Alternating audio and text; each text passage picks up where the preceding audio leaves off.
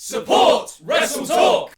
Is NXT taking shots at AEW? Hello, you're watching the WrestleTalk podcast, NXT Flavor Edition. I'm Fyter Laurie Blake, and I've been joined by Randy Andy Datson, and not, sadly for him, Louis Dangor, who really wanted to do this, but you told him that's not happening. Tough S word was the exact wording. I did, yes. No, well, I thought there's no Quizzle Mania this week, but that doesn't mean I can't sort of bring his hopes up just so I could dash them. So yeah, I dropped him a text saying, hey, look, Adam and Pete both off this week. Do you fancy doing it? He was like, oh, absolutely.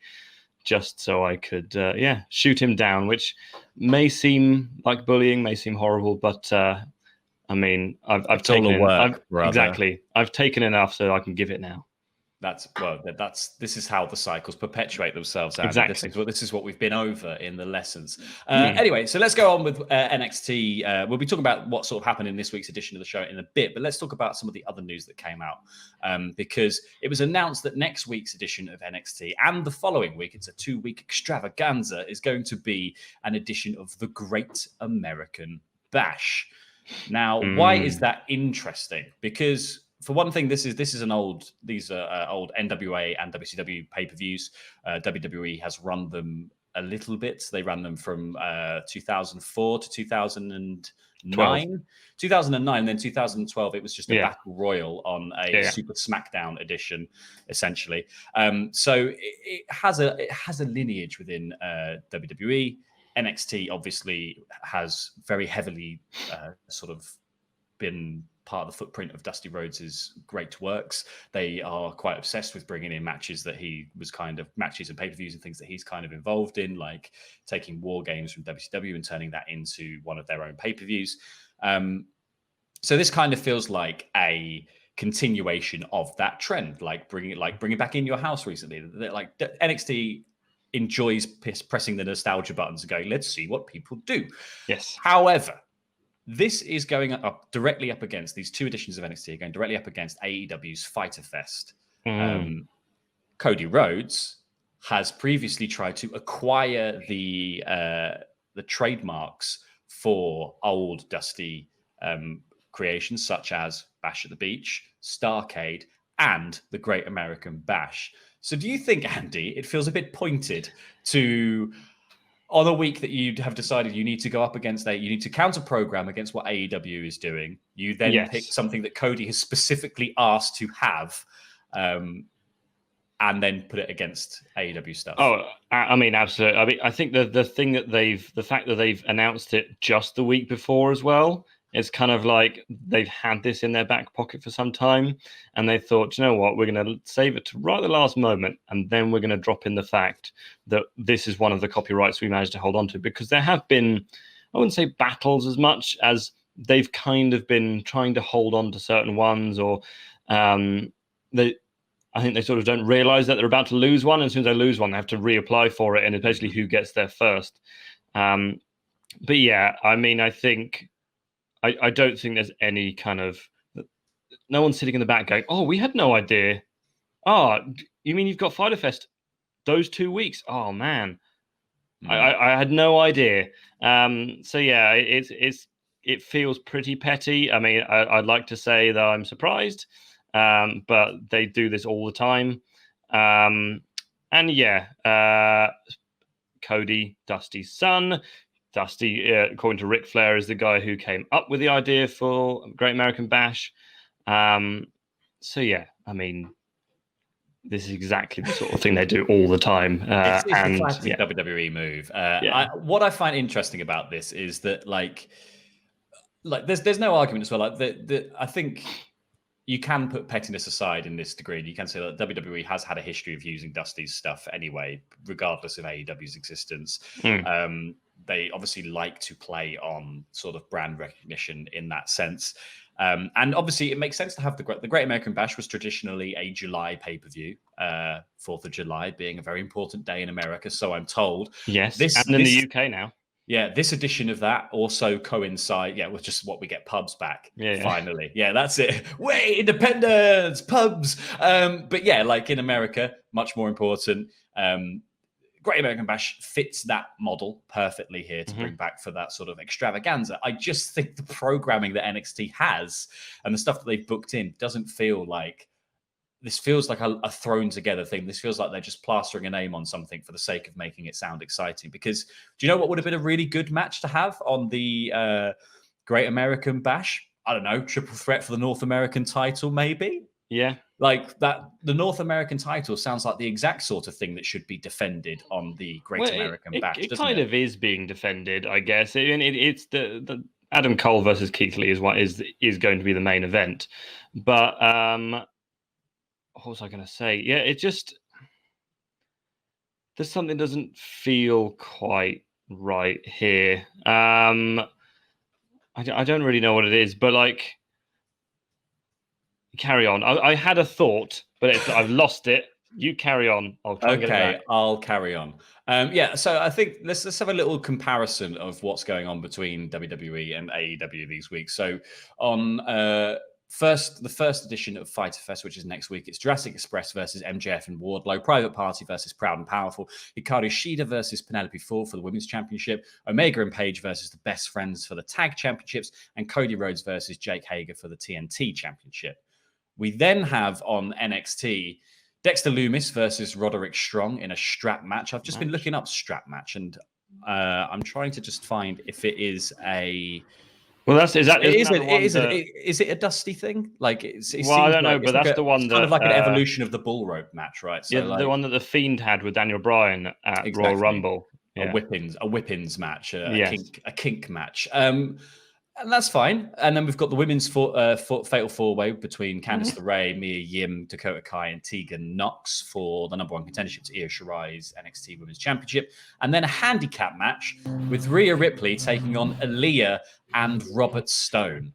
Yeah, that's the main event. But I remember what I was going to say. It's going to be interesting to see how many of these matches, if any, get changed before next week, given last night's news, and given the potential for people to be unable to compete because they have contracted certain viruses.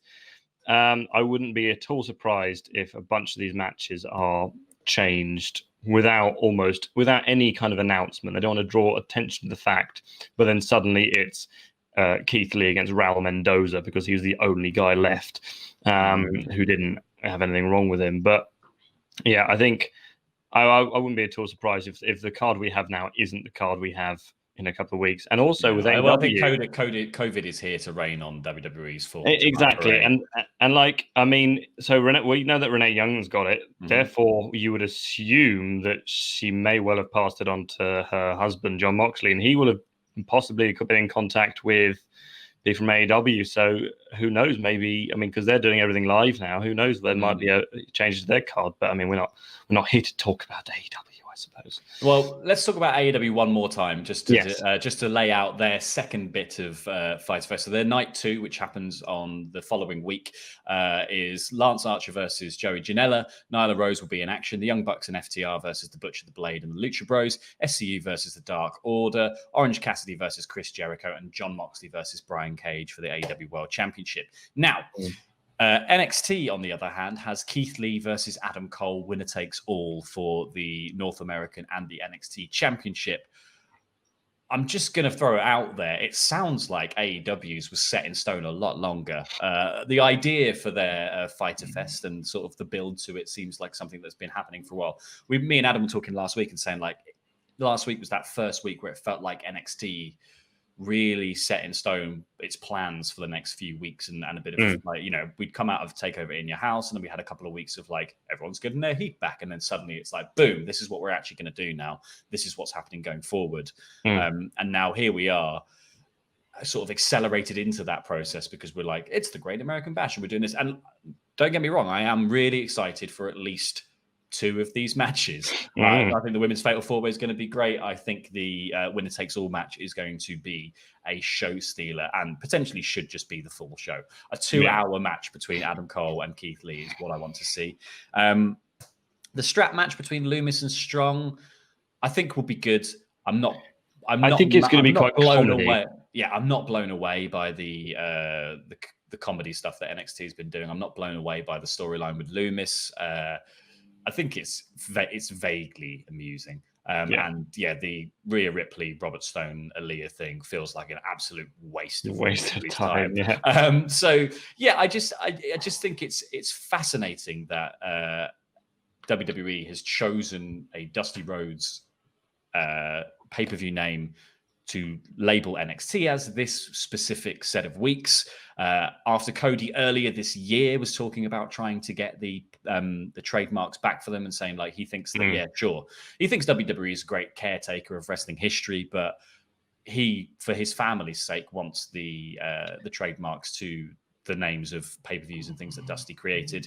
Because, and he said not even to make money out of it, he just wants it for sort of the lineage of the sentimental reasons. And for sentimental value. And I think that's fair enough, because even Dusty's daughter Teal said that WWE should be cutting her mum a check for using the Great American Bash. But actually, while Dusty was the originator, WWE do own the trademark. So yeah, I think people rightly pointed out in the comments, like, well, did WCW cut you a check for that one? Yeah, I mean, I think she's just being a proud daughter, really. I can't see I can't see Vince McMahon sending a check off to Dusty's widow.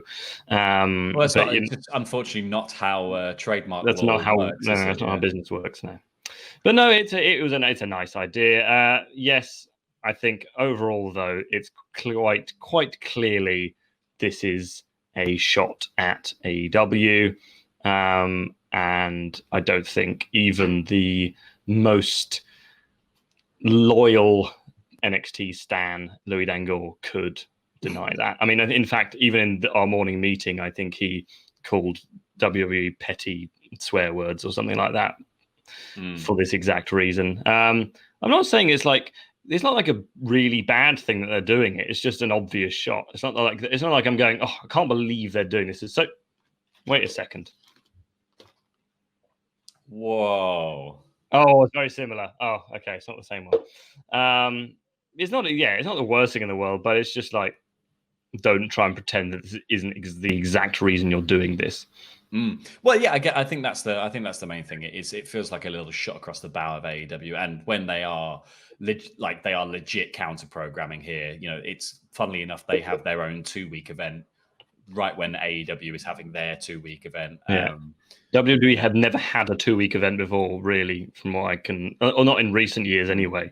So it's very surprising that they've just managed to pull one out of the bag. Well, with only one match scheduled for the second week. Exactly. And it'll be Starrcade next. NXT, Starrcade, Dusty Rhodes. It'd just be all Dusty Rhodes stuff. Just NXT Dusty Rhodes edition, yeah. Well, I mean, he was all over the promo package and stuff as well for this. So like they're very much hyping up, and you know, and even if it's unintentional, they are rubbing Cody's face in it slightly with this move. However, I think NXT will hopefully do Dusty proud in this sense and put on a really good show.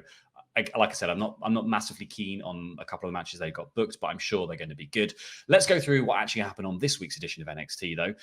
The show started with Cameron Grimes running around outside, calling to people saying, something's happened to Damian Priest. Oh, no. Because apparently Damian Priest slashed his own tires the week before and now is pretending he's got hurt ribs. This is Cameron Grimes trying to get out of yet another match with somebody who is clearly better than him. So we had, Grimes comes down to the ring. Priest is outside. Grimes says that this is it. I've won. Priest can't compete. I took on Finn Balor when I had a hurt jaw, and I've already won. So this is just another win for good old Cameron Grimes, referee. Throw it out, and then Priest comes out with all of this entourage being like, "No, your ribs, man, your ribs." And what ensues is quite a good little match. I quite enjoyed this. Like it was mostly Grimes working over Damian Priest's ribs, as you would imagine, with the big target painted on them, as pointed out by Mauro Ranallo many, many times. The target on his ribs with the big white tape. It's a target. But Grimes hit a cave-in on the outside, got Priest back into the ring, and then hit a cave-in on the inside to take him out. He actually hit the cave-in on the outside, and being the sort of cocky heel character, bit of a coward that he is, he decided to let the count out do the job. But Priest rolls back in at 9, eats another cave in, and then Grimes rolls him up for 3. Not really sure what this does for either man. I'm assuming this feud is just going to continue into the next pay-per-view. I feel like Damian Priest, Archer of Infamy, needs to start getting some wins under his belt to grow some infamy. I don't know. It feels weird that he's kind of got the legend killer gimmick, but without doing any legend killing. Like it really I think this is a way to get him a series or just a sort of mid-level feud win over someone who wears a hat. I think because obviously he lost to Finn Balor recently. I just think it's a way for him to get a win, for him to kind of build forwards, because they are building a lot of kind of big stars now. Obviously, they've got Keith Lee and Adam Cole, and they've got Dexter Loomis, who they're building sort of as a feud against the entire Undisputed Era. They've got Karrion Kross. Obviously, I don't know what's happening with Tommaso Ciampa at the moment. But they've got all these guys, and they can't all be going unless they're building some kind of NXT Elimination Chamber. I can't see where this is going. Obviously, I'd want to watch that, but they just need to have him sort of ticking over, beating mid-level guys consistently, because as much as his nickname is stupid, he's a really good in-ring worker, and he's a good character and stuff like that. So, yeah, but this match didn't really do much for me in terms of actual sort of excitement. The opening act, it's sort of didn't even raise a smile from Randy Andy Datz, wrestling's harshest critic. No, exactly. Cave-in's great, mate. What a wicked move. There was, the teasing of the razor's edge as well, lands in that cave-in on the outside. It was great. I thought this was really fun. I like these two. I do want to see them continue the feud. It's funny though, because NXT has now become about 10-minute segments. Everything is just 10 minutes long.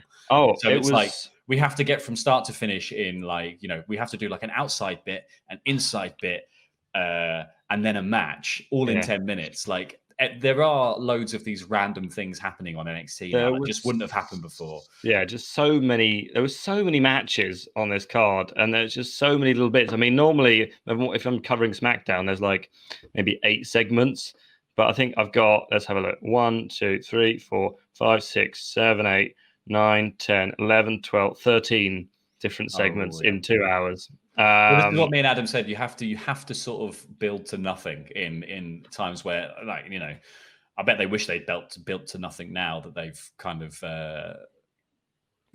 dug their own. I'm not going to say that they've sown their own seeds there, because they've flaunted the rules slightly, or flaunted the device as much as possible, and now it depends on who's available for what they're going to be able to do. So he's hoping that nothing really changes from the card they've put forward, because I don't actually, be fair, if the Robert Stone Rhea Ripley match doesn't go ahead, I'm okay with that. I'm hoping it's not for COVID reasons. I just don't want it to go ahead because I'm not bothered by it. But that was actually the next bit of this show. We had Rhea Ripley interviewed outside Full Sail. Robert Stone comes up to her and says that Aliyah has already signed with the brand. Aliyah, so why don't you have this golden ticket? Because you've already turned me down once. You put me in a bin, Rhea. But have this golden ticket and you can join the Robert Stone brand. And Rhea says, no, thank you. Punches him in the guts and then puts him in a bigger bin. In another bin, In a larger bin. Out comes it's a Aliyah. Metaphor, I think. I don't know. Out comes Aliyah, all disgusted at Rhea's behaviour. Saying, what are you doing? That's Robert Stone, don't you know? And man then she who spat at Xia Li last week. So now was that Aliyah's first ever win? Maybe. I don't. There might have been some. There was a couple of wins, I think, when she was with Vanessa Bourne, but they were few and far between. Maybe it might be her first ever singles win. But she comes out, gives her a bit of a berating and slaps Rhea Ripley. Obviously, a stupid idea. And then Rhea says, "I'm going to give you a golden ticket to my ring." I know. So that match was set up for later in the night, and I bet you can't guess how that one went. Oh, well, we'll get to it in a second. We then got the next part of the Thatcher's Thatch Can course from Timothy Thatcher. I preferred it this week. I'm liking the fact that it's starting to take a darker edge to it. They're starting to sell it more sinister than I think it was a bit goofy last couple of weeks. Last week. But then this week where it's like the half crab and the guy's tapping out and they're sort of like playing up Thatcher's mild enjoyment of causing the pain. And there's that sort of like musical, this sort of creepy music starts to play in, and then that same thing when he dismisses everyone. There's that sort of momentary pause as he looks a bit like, oh, I really enjoyed hurting all these guys. I'm sure there's a German word for that. Schadenfreude. I know. So yeah, I have been sort of down on Thatcher, I think. But I didn't really enjoy the teaming with Matt Riddle. And yeah, I've been I feel he's been a bit adrift. I would prefer him to just be positioned as legit hard man. But I quite enjoy, if this is going to be a slow turn from goofy to sinister and to just like tough nut kind of character work, then I'm in for it. I'm pleased to see where this is going. And I think these little vignettes are quite good. They're at least something different to NXT and comedy that has at least a really strong backbone that's starting to hit home. Once again, NXT just feels like they have too many people, and they just feel the need to put them on every single show.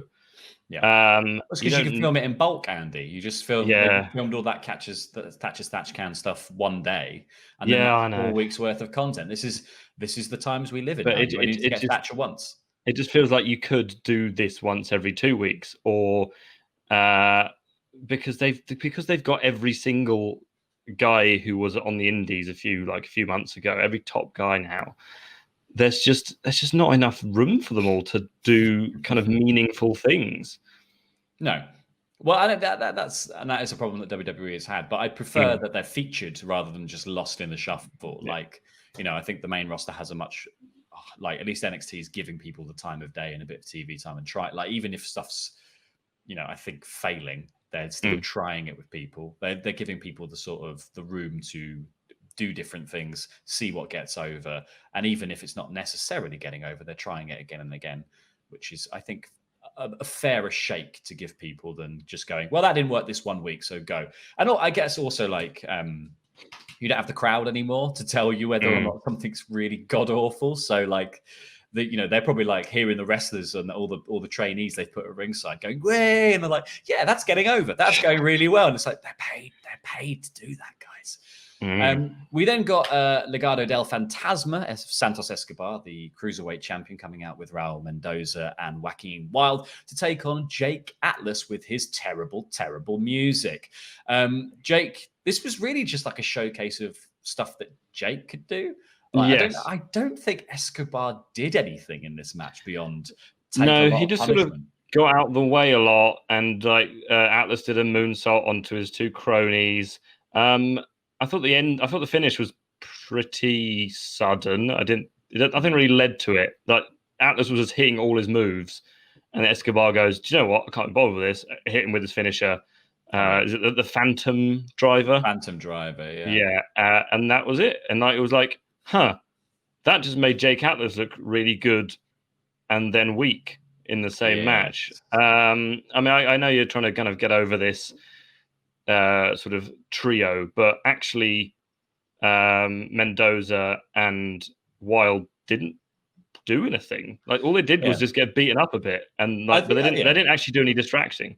I think it's also worth pointing out that Santos Escobar ran rampant over the Cruiserweight Interim Championship tournament.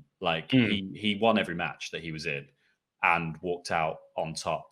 Or did he lose one match? But he won the entire tournament with no shenanigans, as a babyface. And then when he was the Cruiserweight champion, turned heel and revealed that he was Santos Escobar and was working with Mendoza and Wilde. But I don't understand why the addition of two more guys, two really good wrestler, has made him incapable wrestler, and he can't beat Jake Atlas, who hasn't really done much in NXT so far. They didn't even do shenanigans to get to the finish. This is what I find so weird. There was only one bit where Jake swings a kick at Mendoza and Wilde on the outside because he notices they're a bit near, and that distracts him enough for Escobar to push him off into the plexiglass, which I thought was a really cool spot. Yeah. And I thought all of Jake's stuff was great, but it just made Escobar look rubbish. And then he just goes, "Oh yeah." So there was this. Yeah, it was the triangle moonsault onto the crew outside. He chucks Escobar back in. He does a springboard, misses, hits something else, goes up onto the top ropes. Escobar pops up and goes, "Okay, Phantom Driver. That's that done." And which I guess might put over the finisher as really strong. Like, this is the finisher this is the move that Escobar did to Drake Maverick last week.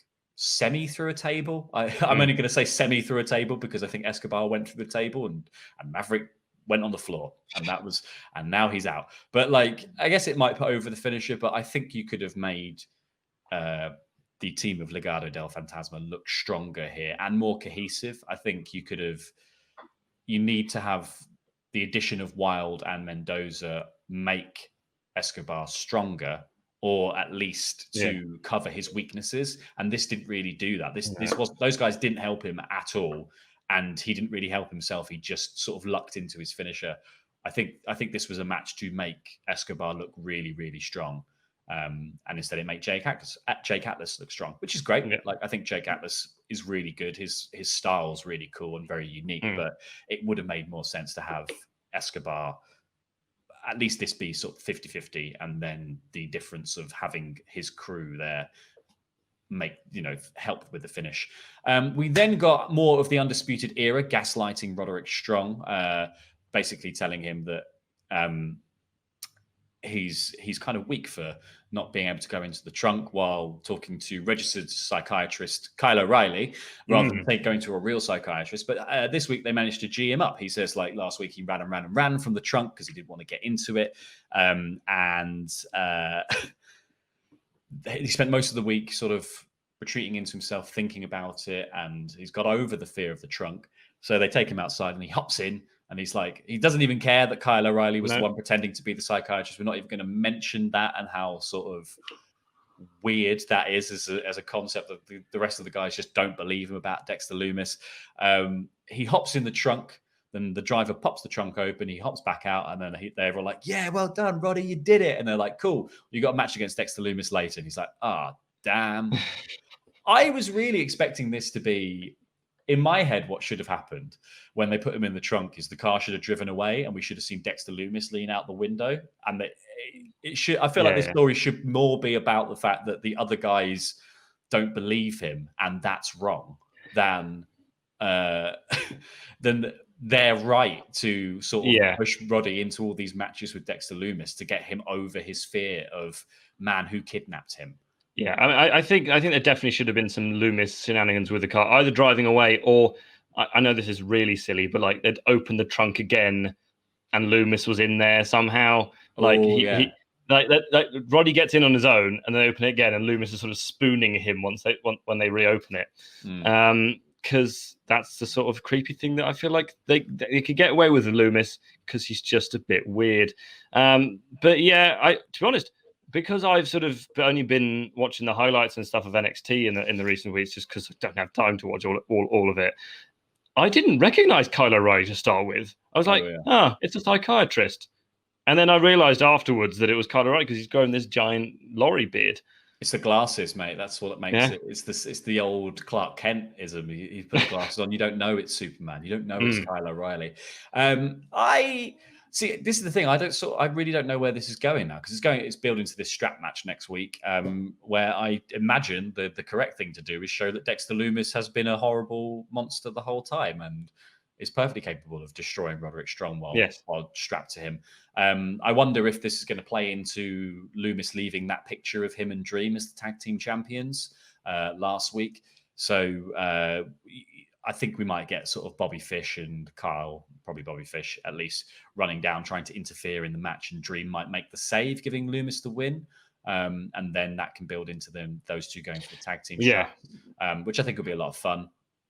I really like the idea of those two as a tag team. I think they would play off each other really nicely, but obviously depends on lots of other factors at this exact moment in time. Yes, So, yes, I was thinking that, but we won't discuss those. We won't go too in depth on any of that stuff here. So let's talk about Indusher, who then came in to call out Oni Lorcan and Danny Burch after last week's.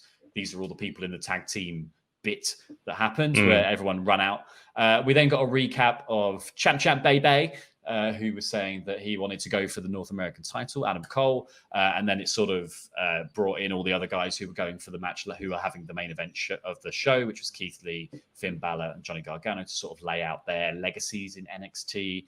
I really liked this sort of positioning of Finn coming back to take on Johnny, because Johnny's been sort of running his mouth about being Mr. NXT, and Finn thinks that he's Mr. NXT. I think that's something that can, like, this is a really nice bit of that feud, that, like, this is a nice bit of character work that can just run in NXT, I imagine. Like, you can consistently have these two revolving around each other to one-up each other and be like, no, I'm the best that NXT has ever had.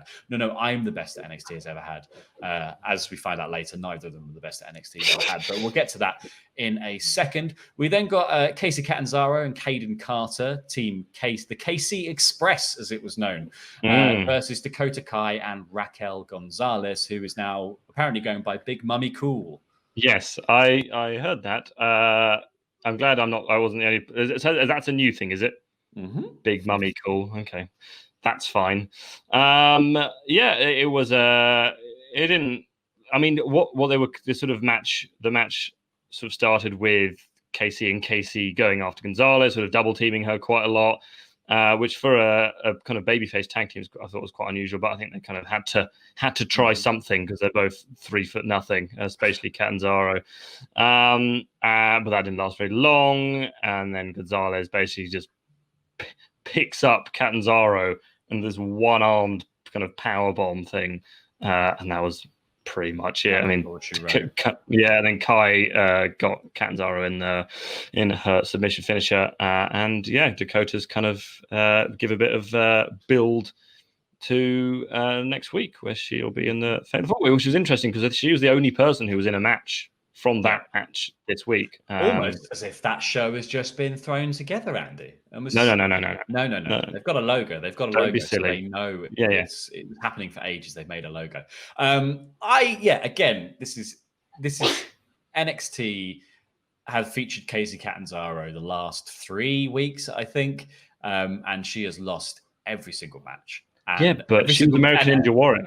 No, and every single one has been against Dakota Kai or Raquel Gonzalez. So, like, why not do the final edition of that? Be like, this is we've done all the possible combinations now. It's been Casey and Raquel. It's been Casey and Dakota. It's the tag team, and then Caden is also featured into it.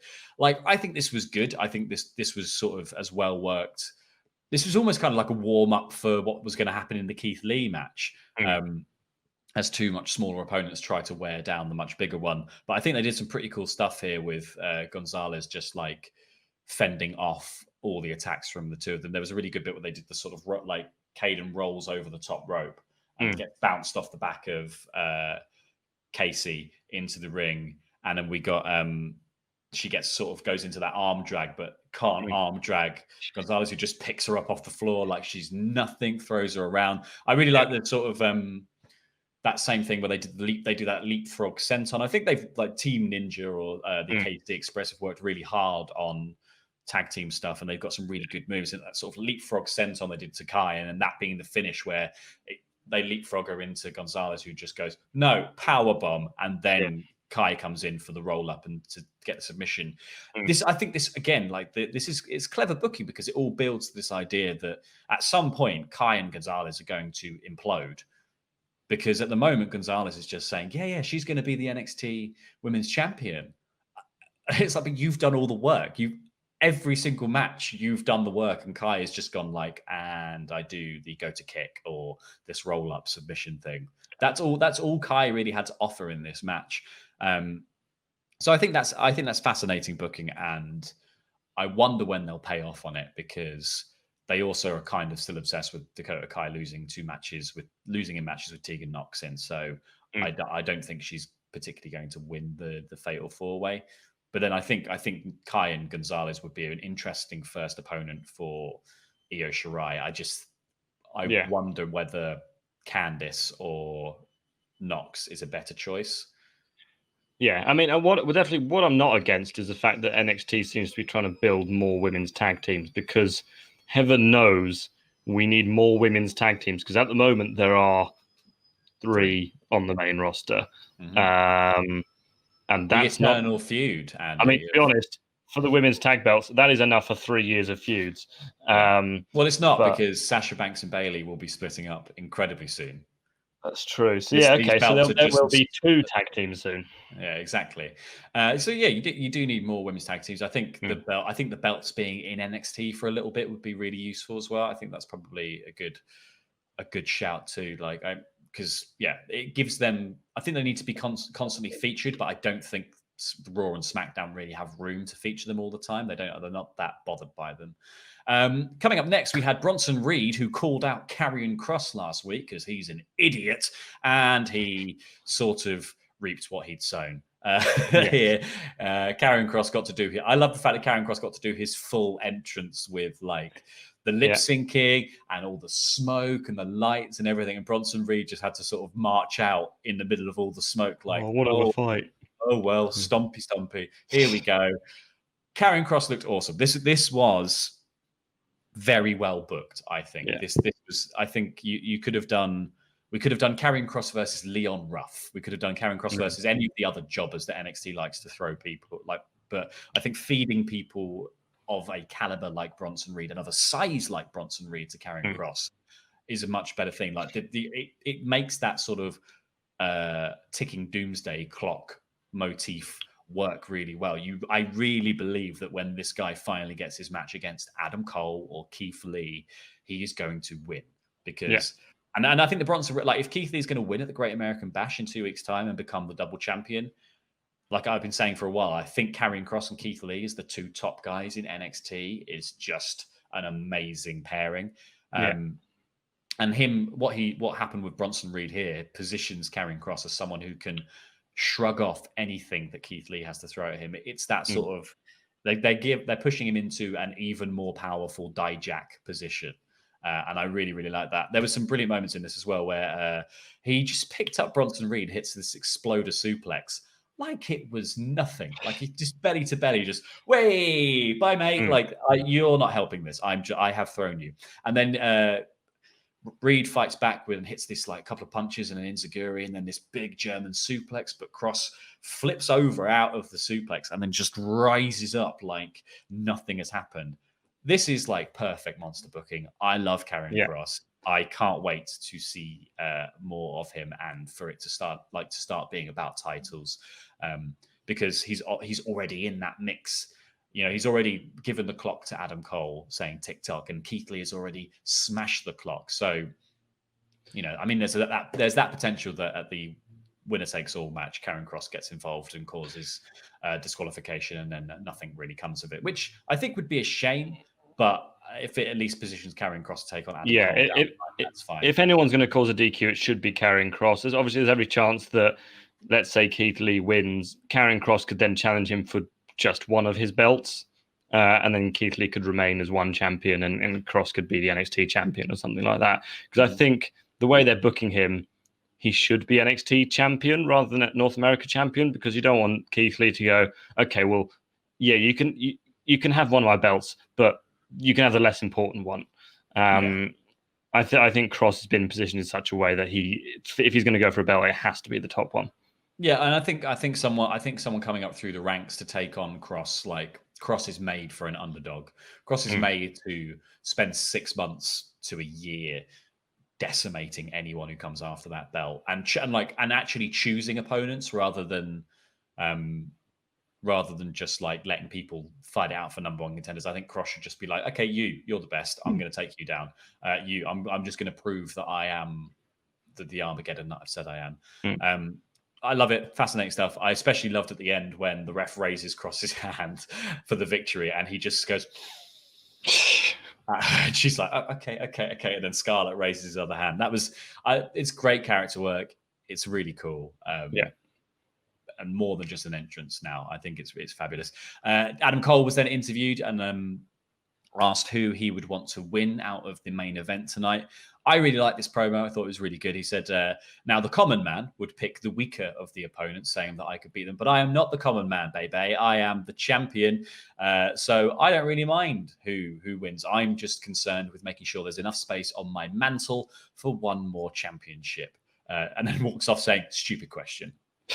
It's brilliant Undisputed Era, snarky, childish teenage kind of put downs and comebacks, and it's great. I also love the idea that he keeps the belt on his mantle like during the week, like he's just going to have them on like over the fireplace. That's quite nice. I mean, but it was a nice touch, and it's I like the way that he always plays himself up as this kind of like really honest champion. But then almost all of his championship matches, at some point, the Undisputed Era is going to come down. So that was great. But speaking of great, next up was Rhea Ripley. Well, before that, we had a promo for Mercedes Martinez, and sorry, she's coming soon. Says that NXT's opened Pandora's box. I really liked it. I love the filming of it. I think she's great. I can't wait to see her come back because I think she fills the Shayna Baszler shaped hole that NXT had, and I think she didn't really get a fair shake of it first time when she first came back to NXT because of Shayna Baszler. Like there was that moment in the Battle Royal they had, the women's Battle Royal, that Shayna Baszler surprise entered and I think won. I can't really remember. But where they had this face-off in the ring and you were like, yes, I want to see this match. So I think Martinez is going to be a great addition. Not a great addition is, if Rhea Ripley joins the Robert Stone brand. This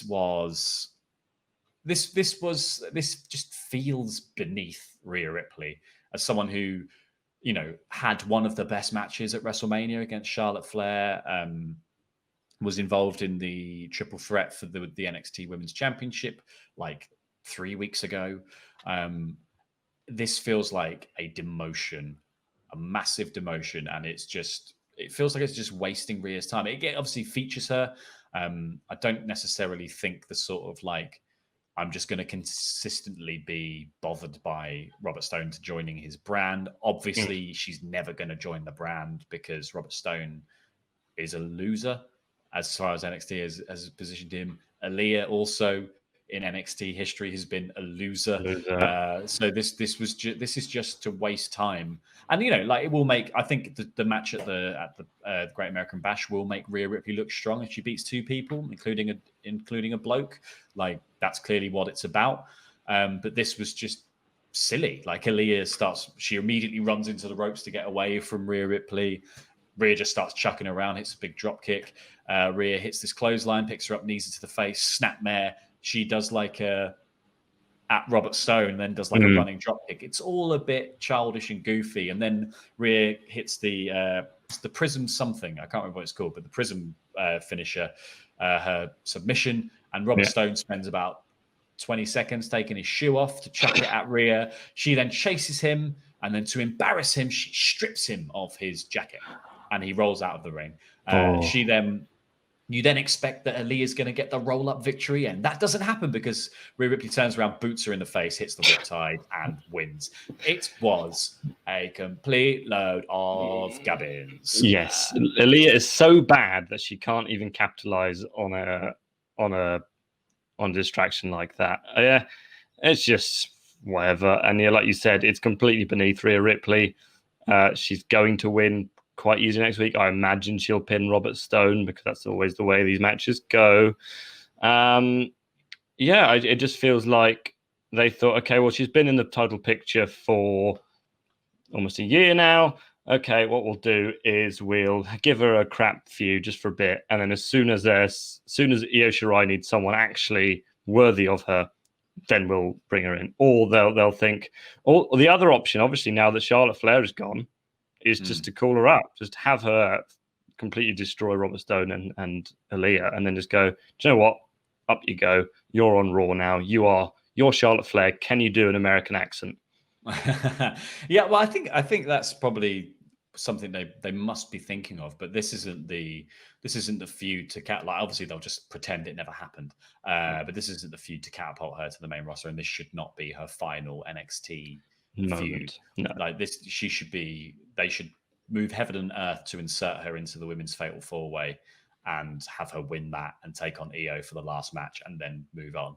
Yeah. But whatever, like this is the thing with trying to fit. There's so many people they're trying to feature them. They don't necessarily have anything to feature them with. Rhea needs to be made to look strong. Beating 2 people makes her look strong. I think it's a silly argument about intergender wrestling to be like, it would make her look stronger if it was like a person who's a wrestler. Robert Stone is not a wrestler in terms of the way that NXT views him. He is a manager. So this is just further embarrassment to Robert Stone. I don't know what they're gonna. I think they've just decided that his brand is a joke. I think when he came out of Chelsea Green, I thought there was going to be something and progression there, and they've decided they don't like it and they don't want to do it. So yeah. Whatevs, mate. We then got Dexter Loomis versus Roderick Strong. I really enjoyed Roddy's entrance here, where he gets the Undisputed Era entrance and Bobby Fish is sort of walking behind him, but mostly to make sure he doesn't run off. Strong's like looking at the ring and Roddy's doing the hand signal, and he's like, do the hand signal to like Roddy, and Roddy's like, okay, and does it, and then goes to run, and Bobby has to like push him to the ring. But again, like this whole thing is like the Undisputed Era this is weirdly hasn't caused any rift yet with them. And me and Adam were saying this last week. It's slightly strange that Adam Cole is associated with this goofiness while also being like the double champ, almost going to be a double champion. Like that's the picture he's in, and he now exists across 2 different timelines where he doesn't need to be in the silly stuff. Like Fish and O'Reilly are more than capable. Well, Fish, O'Reilly, and Strong are more than capable of carrying a comedy storyline. Mm-hmm. Cole can kind of mention it, but he doesn't need to be there in person. He doesn't, as much as obviously like he adds star power to it, he doesn't add anything else to it really. You can do all this without having him just standing there, just kind of laughing and clapping and things like that. But yeah, no, I just thought this was It was the obvious way to play off this angle on last night's show, which was just Roddy pegging it. Yeah. Quick note about the Adam Cole thing. Yeah, I think we could have done this whole feud without Adam Cole, in a sense that like we could have done. Loomis puts them in the trunk in your house, and Adam Cole just says to them, "Look, I've got bigger fish to fry. Like I don't." Yeah. And that same episode where Adam Cole came out and did his like speech for winning, and Kross delivered Scarlett delivered the hourglass. That was the same episode where they were doing the goofy Undisputed Era stuff as well. And Cole could have just said, "Look, I don't have time for this, guys. You're gonna have to sort this out yourselves because I've got Karrion Kross on my back," and that would have made this kind of feel okay. But yeah, I'm interested to see where this goes. Next week with the strap match, because so far it does feel like the Undisputed Era have just been lying to Roddy's face about Loomis, and it feels like this should be something that causes cracks between them to form. Like this puts us back to that I've said before, like that world in which it felt like Roderick Strong was about to break away from the Undisputed Era, and this could be another sort of moment that causes a rift between them. I thought this was silly but kind of fun. Like Roddy just tries to run at the beginning of the match, he tries to run during the match, he eventually runs straight into the plexiglass and runs away for a count out. Loomis slides back in the ring to pick up the victory, and then as Bobby Fish is sort of shouting and being like, "Roddy, run away," Loomis gets him in the head and arm choke, and Fish sort of escapes. So I don't know whether they're going to do like Loomis starts to pull apart the other members of the Undisputed Era as a bit of fun, like he's just sort of toying with Fish and Strong while he can. Not massively sold on the storyline. I think the match will be good. I don't think the build has been fabulous. It's not been my favorite thing NXT has done recently. We then got Robert Stone asking for a rematch against against Rhea Ripley with Aliyah on the iPad to William Regal, who says, "What a brilliant idea! It's going to be a handicap match. Yes, it's going to be a brilliant match. You could take on Rhea Ripley, you and Aliyah in the ring." And he's like, "No, I'm not a wrestler. He's like, "Well, no, I've already said it's going to be a brilliant match, and if if that happens, and he's like, well, fine. Well, if that happens, then Rhea Ripley has to join the Robert Stone brand if I win. And Rhea was like, well, I can't actually do that. That's not really within my powers. I can't really make people sign up to stuff they don't want to sign up to. But Rhea goes, nah, it's all good, mate. And she says that's going to happen next week. Bonza, yeah. We then got a little Io Shirai recap, and then the setup for Mia Yim versus Tegan Nox versus Dakota Kai and Candice LeRae in the 4-way to decide the number 1 contender next week. And then also the announcement of Dexter Loomis versus Roderick Strong in a strap match next week, which was sort of done without any fanfare. I feel like that should have. I feel like that should have had a. If we were going to do skits for things, that kind of should have been a skit like that. I think the Undisputed Era should have booked Roddy in that match. Yeah, like to continue. If this is going to go in a direction that breaks them up, that would have been a really smart idea. We're going to make sure you can't run away this time. Yeah, exactly. Roddy. So you're going to be strapped to him. Yeah, have fun, mate. Yeah. But then we got the main event, which was Johnny Gargano versus Finn Balor versus Keith Lee for the North American Championship. And I bloody loved this match. I thought it was really, really fun. I like the fact that Johnny rolled out immediately, leaving Finn and Keith to sort of battle it out. The opening of this match was mostly about Keith Lee and how bloody strong he is. Shrugging things off. Yeah, and Finn and Johnny couldn't get it together. They didn't work out how to work together for a lot of the match. Keith Lee was just picking them both up at different times and slamming them down. There was a point where he does sort of a Northern Lights suplex dump to both of them over his back. Yeah. No jumping from either of them. He just went, okay, bye then, and off they went. They were taking. There was a really long section that I really liked where they were both taking it in turns to do on the back sleeper holds on Lee, and he was shrugging him off, and then the next one would jump on, and it was slowly wearing him down, and he drops down to his knee, and he's like, oh no, and then he powers up and gets out. Things kind of there was a point where Finn was doing a sleeper and Johnny was on his leg, and he just throws Finn off and then just picks Johnny up off the floor one-handed, like he's nothing is over there.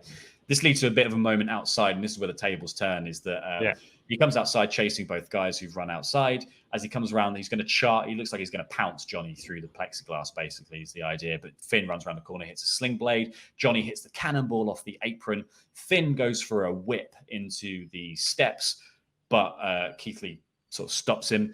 But Johnny runs up behind and pushes him, and Keith Lee collides with steps. And this gives Johnny and Finn a bit of time to go in the ring and work some magic, which was really, really fun.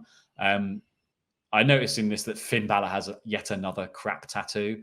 That does he? Where is it?